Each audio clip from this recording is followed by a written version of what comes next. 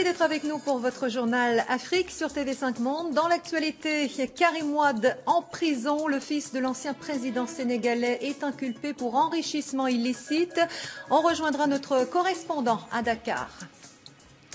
La visite au Mali du chef de la MISMA, Pierre Buyoya, s'est rendue à Kidal. L'ancien président burundais salue le travail des troupes tchadiennes.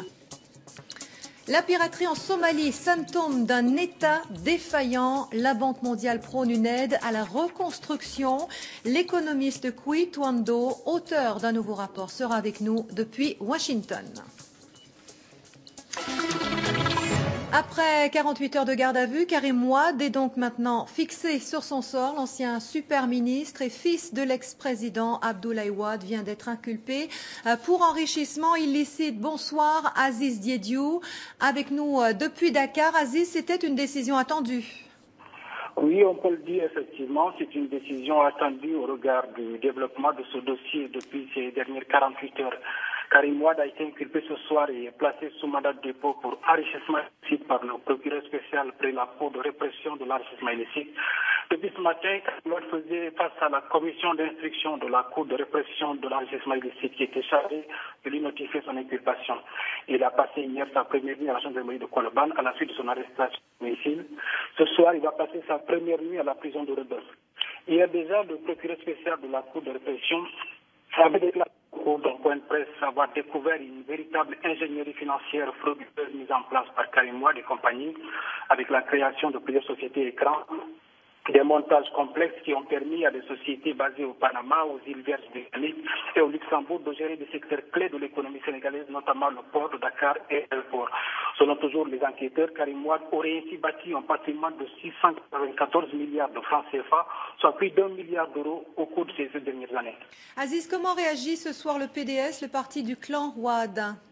Écoutez, au-delà de l'indignation et la contestation de la compétence de la Cour de répression de l'enrichissement illicite à juger des anciens ministres, le PDS qui a tenu une réunion extraordinaire de son comité directeur se dit prêt à mener la bataille politique pour faire face à la situation. Parce que pour l'ancien parti au pouvoir, l'arrestation de Karim Wade et des biens mal acquis de façon générale résulte d'un combat politique que les nouvelles autorités sénégalaises ont savamment préparé pour éliminer des adversaires politiques et démanteler l'ancien parti au pouvoir créé par l'ex-président Abdoulaye Wade en 1974. Aziz Diédiou à Dakar, merci Aziz.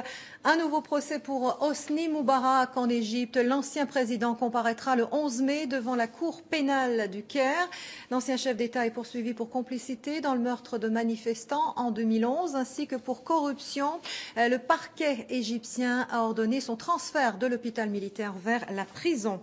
Le désengagement de la France se poursuit au Mali. L'armée française annonce le retrait de 5 avions de combat qui ont déjà rejoint leur base française. Ces appareils ont mené des frappes contre des objectifs des groupes islamistes armés dans le nord du Mali. La France se replie, la MISMA prépare son avenir. Le chef de la force africaine s'est rendu à Kidal.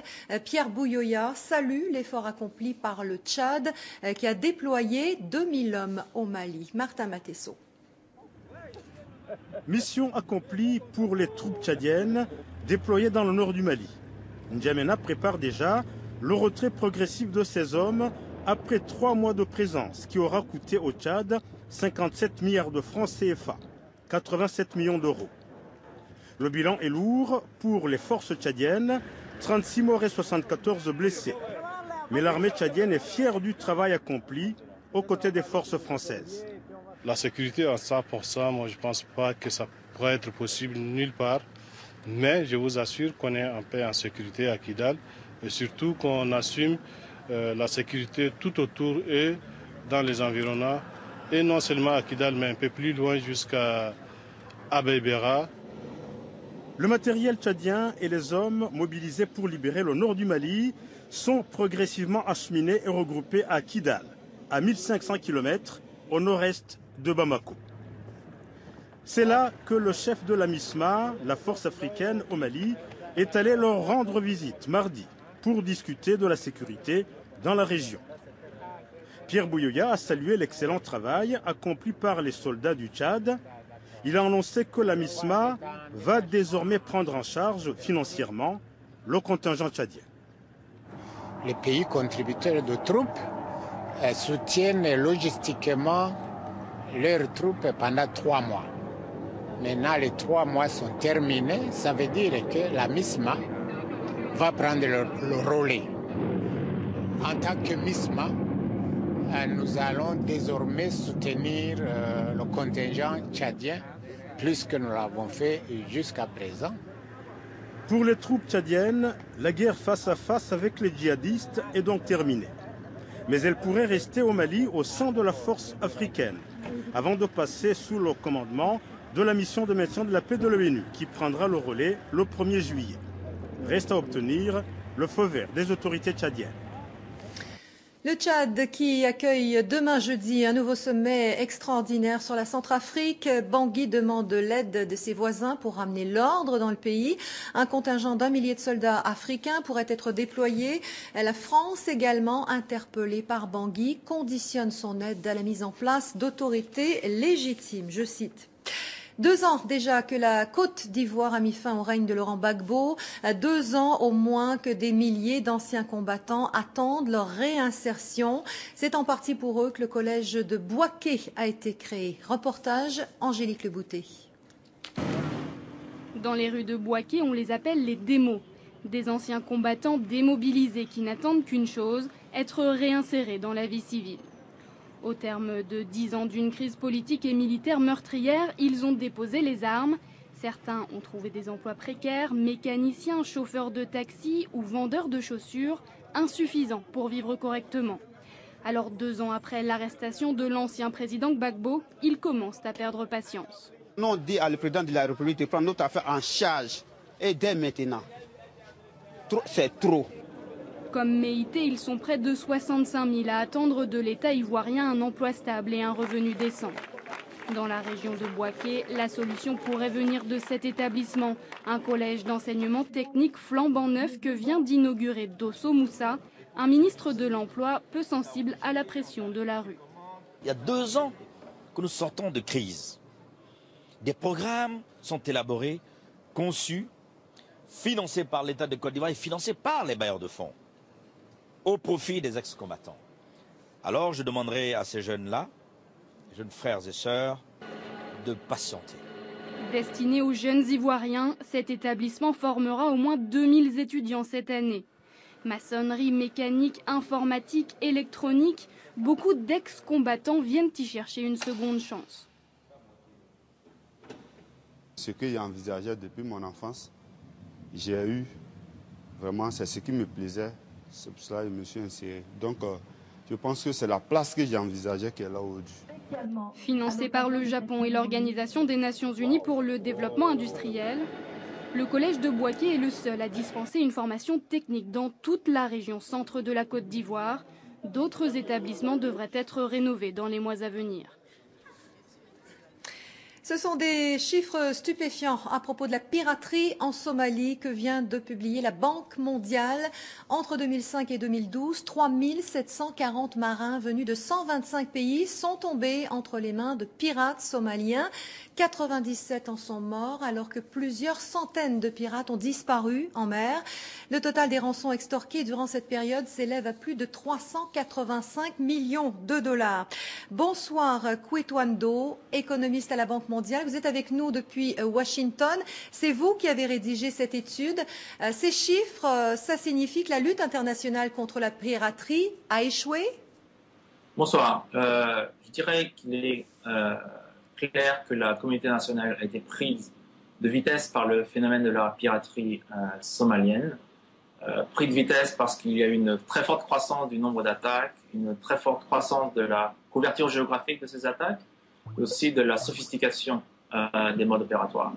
Et depuis 2011-2012, la communauté internationale, par les forces navales qui ont été impliquées, les réactions des compagnies de fret qui ont mis des armes, des gardes armés à bord, ont rerouté aussi certains bateaux, a permis au phénomène de la piraterie en Somalie de connaître une très forte chute, si bien qu'en 2013, nous ne comptons que 6 attaques qui ne sont pas soldées par des prises d'otages. Est-ce que ces moyens de lutte contre la piraterie ont été suffisants, Monsieur Do, ou est-ce qu'il ne faut pas améliorer la méthode? ils ont contribué fortement à la baisse du phénomène de la piraterie en Somalie. Mais comme nous le précisons, ils devraient être adoptés de manière permanente pour pouvoir conserver le statu quo. Et donc, nous suggérons que dans cette période où il y a très peu d'attaques et que la communauté internationale peut prendre du recul par rapport au problème de la piraterie, de changer de méthode et de réfléchir au problème fondamental. C'est-à-dire, Monsieur Do? Si vous regardez le mode opératoire, la clé du phénomène de la piraterie en Somalie, c'est cette infrastructure côtière qui permet aux pirates de garder les bateaux ancrés pendant la négociation des rançons. Cela ne peut pas se passer sans un appui politique local. Et ce que nous suggérons, c'est intervenir de manière locale avec les autorités politiques locales et changer la donne.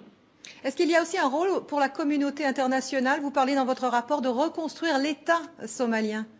Bien évidemment. Le gouvernement à Mogadiscio actuellement, avec qui nous avons lancé ce rapport la semaine dernière, est en train d'étendre sa crédibilité, sa légitimité au-delà des frontières de la capitale. Et le rôle de la communauté internationale est de l'aider dans cette tâche.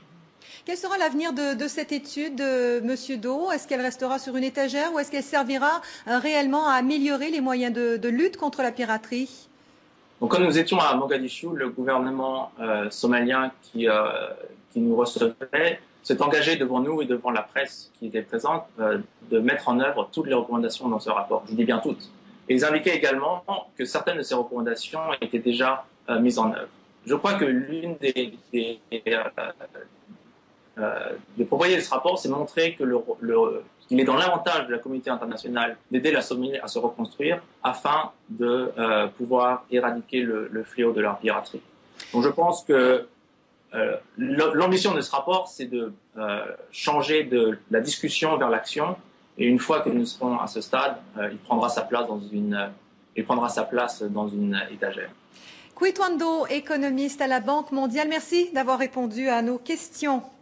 Ces dernières images avant de se quitter, celles de la fin du cauchemar pour ce groupe de clandestins partis d'Afrique à bord de bateaux de fortune. Ils ont tenté d'atteindre l'Espagne. Ils ont été secourus par la marine espagnole, mais l'un d'entre eux est décédé à son arrivée au port de Tarifa. Quelques heures plus tôt, 11 autres migrants africains sont morts. Leur embarcation a fait naufrage au large du Maroc. C'est la fin de ce journal. Merci de votre fidélité. Merci à vous qui nous suivez sur le continent.